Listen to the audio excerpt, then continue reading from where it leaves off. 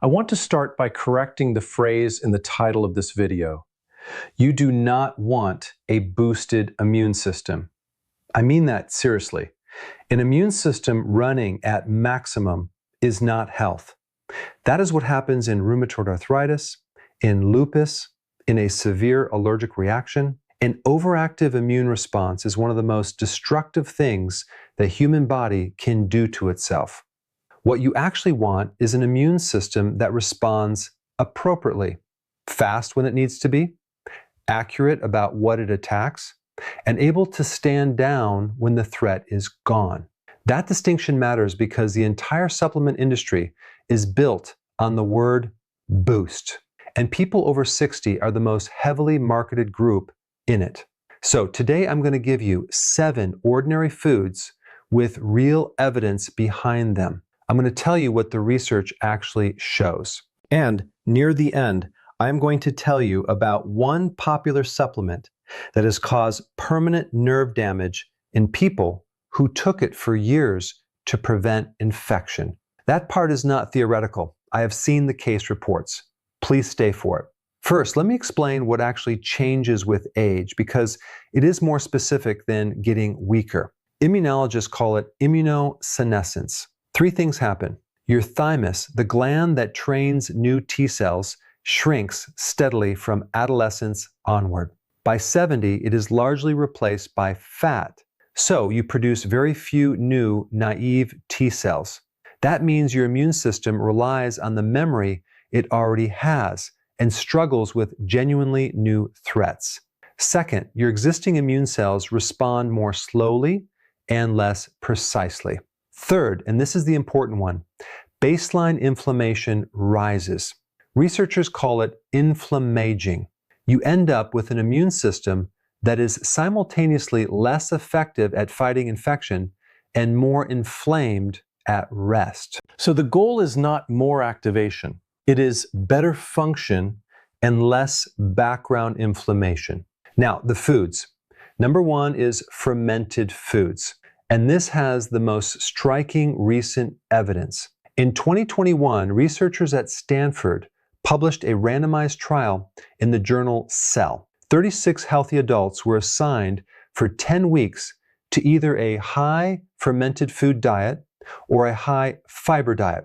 The fermented group ate yogurt, kefir, kimchi, fermented vegetables, vegetable brine, and kombucha. Here is what happened. The fermented food group showed increased gut microbial diversity, with larger servings producing stronger effects. 19 inflammatory proteins in their blood went down, including interleukin-6, which is one of the central drivers of chronic inflammation. 4 types of immune cells showed less activation, and every participant in that group showed the effect.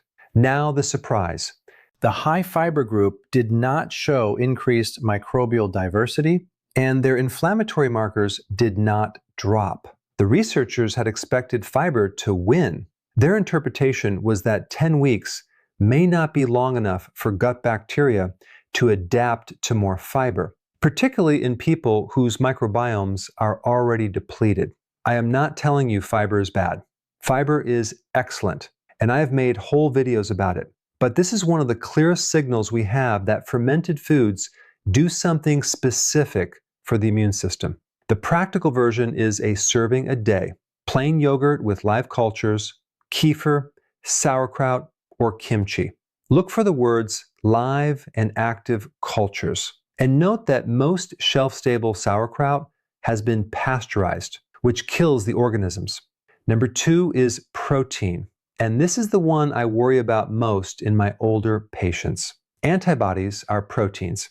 Immune cells are built from protein. When you fight an infection, your body breaks down muscle to supply the amino acids for that response. So your muscle is not just for walking, it is a reserve tank your immune system draws on. Here's the problem. Protein needs go up with age because older bodies use it less efficiently, while appetite tends to go down. Many of my patients over 70 are eating well under what they need, and they lose muscle steadily without noticing. That combination, low muscle and low protein, is associated with worse outcomes from infection. Eggs, fish, poultry, dairy, beans, lentils. Spread across the day rather than all at dinner because the body handles it better that way. If you have kidney disease, your protein target is different and your doctor sets it, so please do not take a general number from a video. Number 3 is mushrooms. And there is one specific trick here worth knowing. Mushrooms contain a compound called ergosterol that converts to vitamin D when exposed to ultraviolet light, exactly the way your skin does. If you put mushrooms gill side up in direct sunlight for 15 to 30 minutes before cooking, their vitamin D content rises substantially. Some commercially sold mushrooms are already UV treated, and the package will say so. Vitamin D matters here because vitamin D receptors sit on immune cells directly, and it is involved in the antimicrobial response. Deficiency is genuinely common in older adults because aging skin produces less of it, and many people spend less time outdoors. Now the honest part. Correcting a real deficiency helps. Taking large doses when you are not deficient has not been shown to prevent infection, and very high doses can cause harm, including a paradoxical increase in falls in some trials.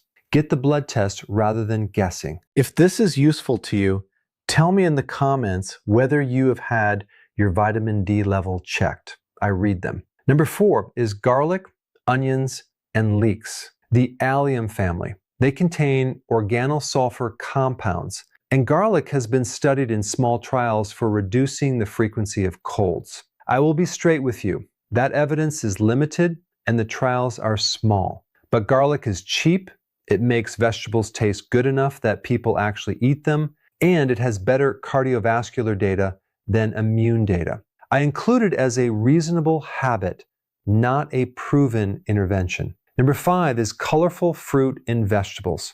And I want to be specific rather than vague. Vitamin C is the one everyone reaches for. Here's what the trials actually show. For the general population, regular vitamin C supplementation does not prevent colds. It appears to shorten them modestly by roughly 8 to 14% in duration. Taking it after symptoms start has not been shown to help. That is a very different claim from what the packaging suggests. Food sources are excellent though, and citrus is not even the strongest. Red bell peppers contain more vitamin C by weight than oranges. So do kiwi, strawberries, and broccoli. Number 6 is fatty fish and omega-3 fats. The reason is what I said earlier about inflammaging. Omega-3s shift the balance of the compounds your body builds inflammatory signals from. They also produce specialized molecules that help actively shut inflammation down once an infection is cleared. That resolution phase is a real active process, and it works less well with age. 2 or 3 servings a week. And number 7 is water, which I include because dehydration is genuinely common in older adults, and the thirst signal weakens with age. The mucous membranes of your nose and airways are your first physical barrier against respiratory viruses. They need moisture to function. Follow your own doctor's fluid guidance if you have heart or kidney disease. Now the warning I promised. Zinc. Zinc is genuinely important for immune function, and deficiency is real, particularly in older adults and vegetarians. But zinc supplements have a specific danger that most people have never heard of. Zinc and copper compete for absorption in your intestine. Extra zinc switches on a protein that traps copper inside the intestinal cells, so it is never absorbed. Take high-dose zinc long enough, and you slowly develop copper deficiency.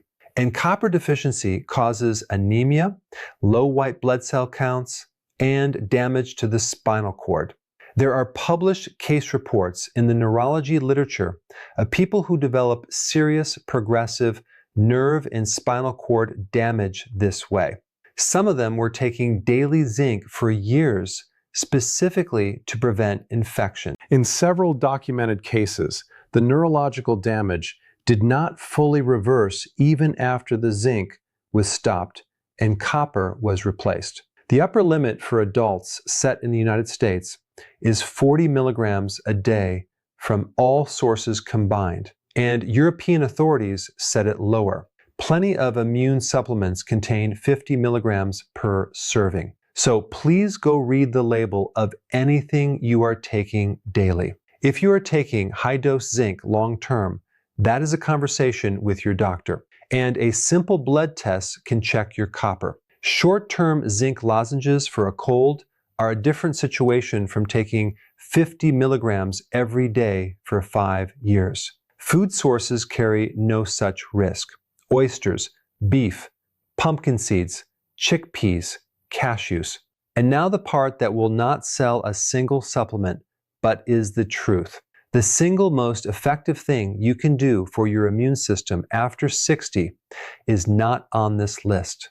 It is vaccination. Because your body makes so few new T cells at this age, vaccines give your immune system the training it can no longer easily acquire on its own. The shingles vaccine in particular is highly effective, and shingles is common, painful, and can leave lasting nerve pain that is very difficult to treat. Ask your doctor which ones apply to you. After that, in rough order of evidence, sleep, because sleep deprivation measurably impairs immune response and reduces vaccine effectiveness. Regular movement and maintaining muscle. Not smoking. Managing blood sugar, because high glucose impairs white blood cell function directly.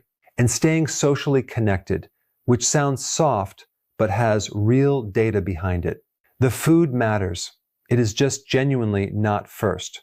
Now, the symptoms that mean you call a doctor rather than change your diet. Fever with confusion in an older adult is urgent, and confusion is sometimes the only sign of serious infection at this age. Fever above 103 or fever lasting more than 3 days. Difficulty breathing or chest pain. Any infection that keeps returning to the same place or wounds that will not heal. Unexplained weight loss, drenching night sweats, or swollen lymph nodes that persist for weeks.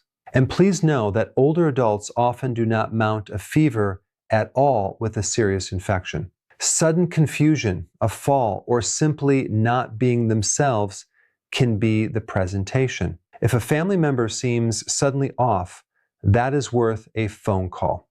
3 honest statements before I close. No food prevents infection, and I am not going to imply otherwise.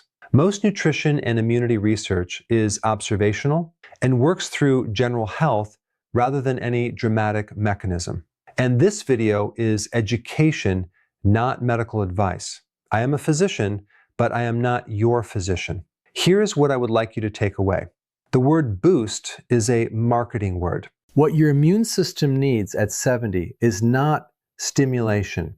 It is a body that is well fed, well rested, carrying enough muscle, not chronically inflamed, and given the training that vaccines provide. Yogurt and mushrooms are a genuine part of that. The $40 bottle promising to supercharge your defenses is not, and some of it can hurt you. Tell me in the comments whether you have ever checked the zinc dose on a supplement label. I suspect most of you have never looked. Take care of yourselves, and I will see you in the next one.